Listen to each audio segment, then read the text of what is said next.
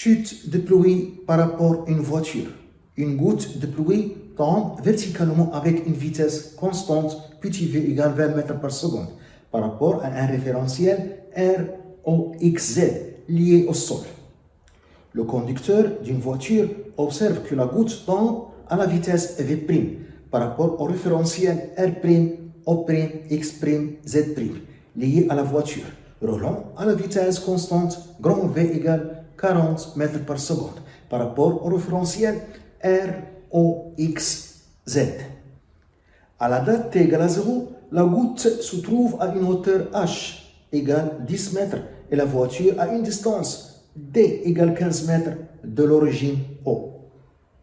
1. Quelle trajectoire décrit la goutte par rapport au référentiel lié à la voiture? 2. Pourquoi la pluie semble toujours frapper la voiture par l'avant pendant la conduite? 3. Déterminer la valeur de la vitesse V'. 1. La trajectoire de la goutte par rapport au référentiel R'.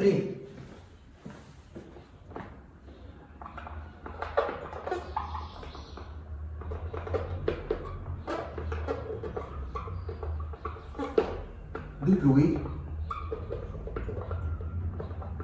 par rapport au référentiel R' lié à la voiture. Le schéma, le repère OX, OZ lié au sol est fixe. Le repère O', X', Z' lié à la voiture est mobile. À la date t égale à 0, la goutte de pluie se trouve à une hauteur h par rapport au sol et la voiture se trouve à la distance d de point O. À une date t, la goutte de pluie a la même ordonnée dans les deux repères, z est égal à z', et x c'est l'abscisse de la voiture par rapport à l'axe OX, et x', c'est l'abscisse de la goutte par rapport à l'axe O', x'. On a dit dans les données que le mouvement de la goutte se fait à vitesse constante suivant l'axe OZ. Donc, mouvement rectiligne uniforme suivant l'axe OZ. De même, le mouvement de la voiture se fait à vitesse constante suivant l'axe OX. Donc, mouvement rectiligne uniforme suivant l'axe OX. Pour trouver l'équation de la trajectoire de mouvement de la goutte de pluie par rapport au référentiel R', O', X', Z', on utilise l'équation horaire de mouvement rectiligne uniforme. Le mouvement de la goutte est rectiligne uniforme. Donc, le référentiel R. Donc, son équation horaire s'écrit Z est égal VZ petit v pour la goutte et grand V pour la voiture plus Z0. Z0, c'est l'ordonnée à t égale à 0. Et à t égale à 0, on a Z égale à H. Donc, à t égale à 0, on a Z, c'est H, et je remplace ici t par 0, V, Z fois 0, plus Z0. Donc, on trouve que Z0 est égal à H. Le vecteur vitesse de la goutte est égal la coordonnée VZ, vecteur unitaire K. Et on voit le vecteur vitesse V et le vecteur unitaire K ont des sens opposés. Donc, la coordonnée VZ est négative. Donc, la coordonnée VZ est égale à moins V. V est le module de V positif, le moins de la coordonnée. Donc, l'équation horaire de mouvement Z est égale à moins V fois T plus H. C'est l'équation horaire de mouvement de la goutte dans le référentiel R, suivant l'axe OZ. On a aussi le mouvement de la voiture et rectiligne uniforme, suivant l'axe OX. Le mouvement de la voiture et rectiligne uniforme.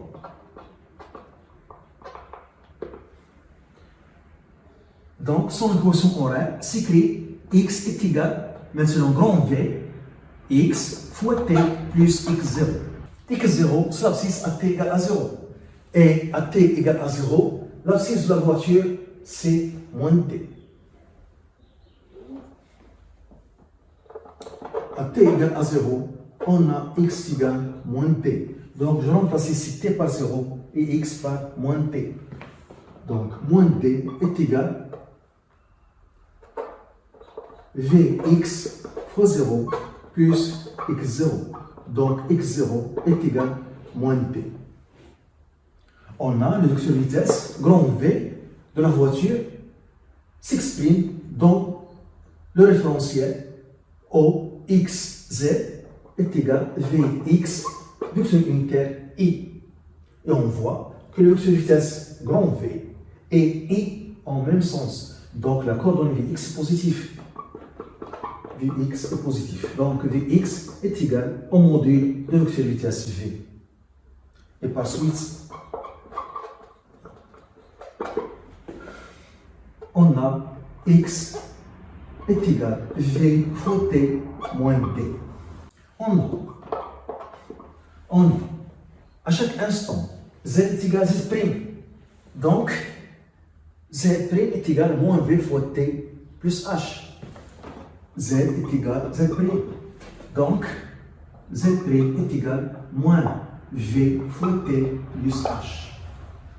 Et ici petit v, on peut confondre avec grand V, la vitesse de la voiture. On a aussi x' est égal à moins x. Car x est négatif et x' positif. X, c'est l'abscisse de la voiture par rapport à l'axe OX. Et x', c'est l'abscisse de la route par rapport à l'axe O'X'. Donc, ce qui donne x' est égal à moins x. Donc, CB moins grand V fois T. Pour trouver l'équation de la trajectoire, donc le référentiel R', on tire T de cette équation et je remplace donc l'autre. On a x' est égal à D moins V fois T. Donc V fois T est égal à D moins x'. Donc T est égal à D moins x' sur grand V, la vitesse de la voiture. Et je remplace dans notre équation. Et par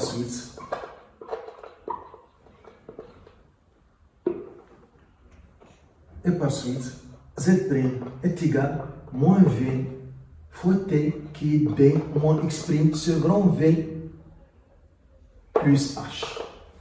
Qu'on peut écrire de cette façon, Z' est égal, je développe ici, donc je vais avoir petit v, la vitesse de la goutte, sur grand V, la vitesse de la voiture, x' plus H moins petit v sur grand V fois D.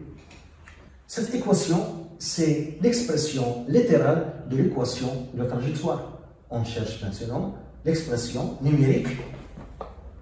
Z' est égal V, c'est 20 mètres par seconde, grand V, c'est 40 mètres par seconde, fois x' plus h, 10 mètres, moins 20 sur 40, d, 15 mètres.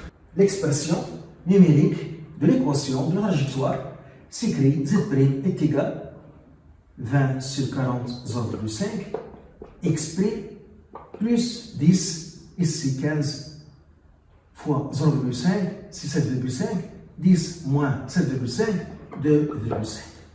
C'est l'équation de la trajectoire, qui est une équation d'une droite. Donc la trajectoire est une droite dont le référentiel R'.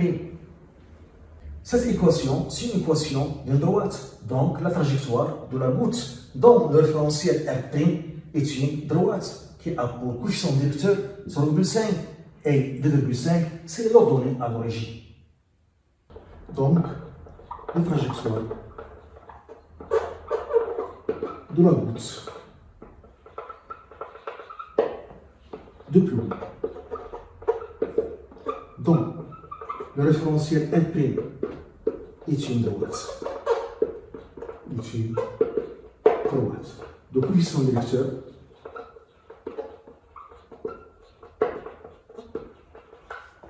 A est égal, petit v, ce grand V, voilà, qui est égal 0,5, qui est égal 20 sur 40, 0,5.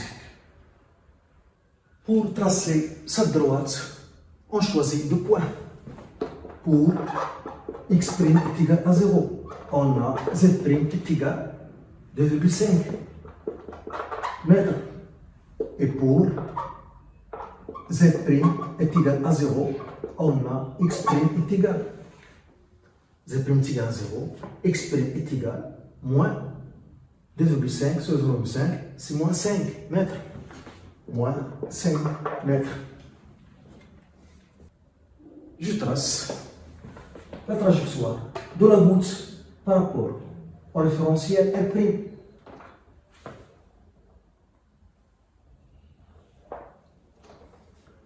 On a ici O', X', Z'. Donc pour X' est égal à 0, Z' 2,5, ici par exemple, 2,5 mètres. Pour Z' est égal à 0, X' négatif est égal à moins 5. C'est 2 fois 2,5. 2 fois 2,5. Presque ici. Voilà, moins 5 mètres. Donc, la droite passe par ces deux points. C'est l'équation de la trajectoire de la goutte de pluie par rapport au référentiel R'. O', X', Z'. Et on sait que le vecteur vitesse est toujours tangent à la trajectoire. Donc, ce vecteur, c'est le vecteur vitesse V', la vitesse de la goutte de pluie par rapport à R'. Car sa trajectoire de la goutte de pluie par rapport à R'. De pourquoi la pluie semble toujours frapper la voiture par l'avant pendant la conduite. De explication.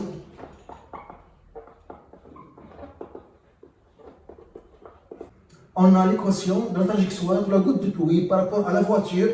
Z' est égal à 0,5 fois X' plus 2,5.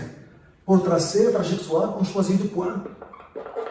Pour X' est égal à 0, on trouve Z' est égal à 2,5 mètres. Pour Z' est égal à 0, on trouve X' est égal à moins 2,5 sur 0,5, c'est moins 5 mètres. Je trace la droite.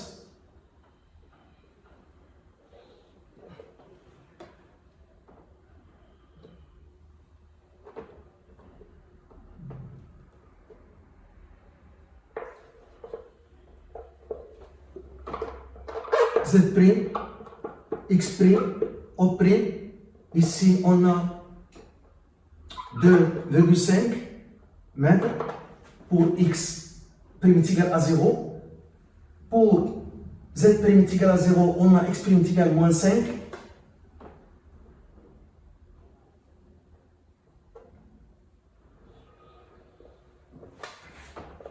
Moins 5 mètres. La droite passe par ces deux points.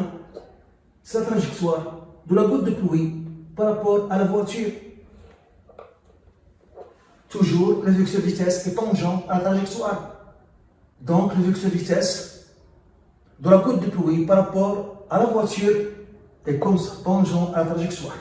C'est V', la vitesse de la goutte de pluie par rapport au référentiel R' lié à la voiture. On note cet angle θ. Donc, le coefficient de vecteur, c'est tangent θ. Le coefficient de vecteur A, petit v sur grand V, c'est tangente θ. Donc, tangente θ est égal à 20 sur 40, 0,5. Donc, θ est égal à 27 degrés. Donc, ça, c'est l'angle entre le vecteur vitesse de la goutte de pluie par rapport à la voiture et l'horizontale. Donc, la direction de vecteur vitesse V' de la goutte de pluie par rapport à la voiture forme l'angle alpha qui est égal à 90 moins θ par rapport à la verticale. Alpha est égal à 90 degrés moins 27 degrés, 63 degrés. Avec la verticale. Le vecteur vitesse forme l'angle θ, 27 degrés, avec l'horizontale. Et avec la verticale, donc, elle forme l'angle 63 degrés, 90 moins 27. Le sens vers le bas, le sens du vecteur vitesse V' vers le bas. Donc c'est pourquoi, pour le conducteur, la pluie semble frapper la voiture par l'avant. C'est pourquoi, pour le conducteur, la pluie semble frapper la voiture par l'avant.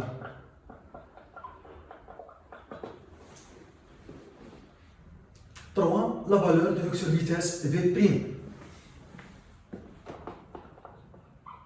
La valeur de vecteur vitesse V' de la goutte de pluie par rapport à la voiture.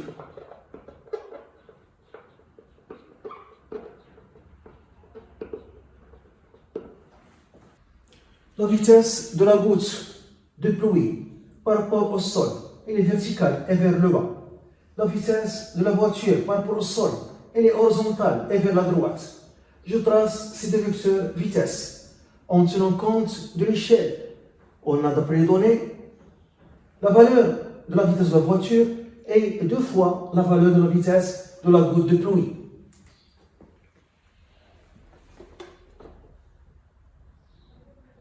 Le vecteur vitesse de la goutte de pluie par rapport au sol. Le vecteur vitesse de la voiture par rapport au sol.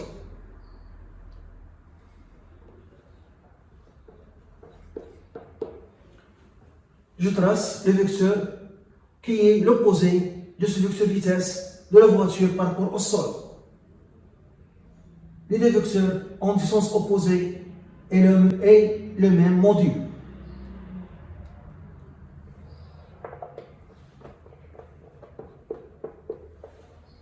La somme de ce vecteur, c'est sa direction. C'est la direction de la vitesse V' de la goutte de pluie par rapport à la voiture. Car cet angle, c'est θ. Donc c'est ça la direction de vecteur vitesse V' de la goutte de pluie par rapport à la voiture. Et on montre que la somme de ces deux vecteurs donne ce vecteur qui est V', la vitesse de la goutte de pluie par rapport à la voiture. Donc la vitesse V' de la goutte de pluie par rapport à la voiture est égale à la vitesse de la goutte par rapport au sol plus l'opposé de la vitesse de la voiture par rapport au sol. Et on applique le théorème de Pythagore pour trouver la valeur de la vitesse V'. Cette longueur au carré est égale à cette longueur au carré plus cette longueur au carré. Donc on a V' au carré est égal à V au carré plus V au carré. Donc la vitesse V' de la goutte de pluie par rapport à la voiture est égale à la racine de la vitesse de la goutte de pluie par rapport au sol au carré plus la vitesse de la voiture par rapport au sol au carré. Application numérique. Petit v, c'est 20 au carré. Plus grand V, c'est 40 au carré. On trouve V' est égal à 44,7 mètres par seconde.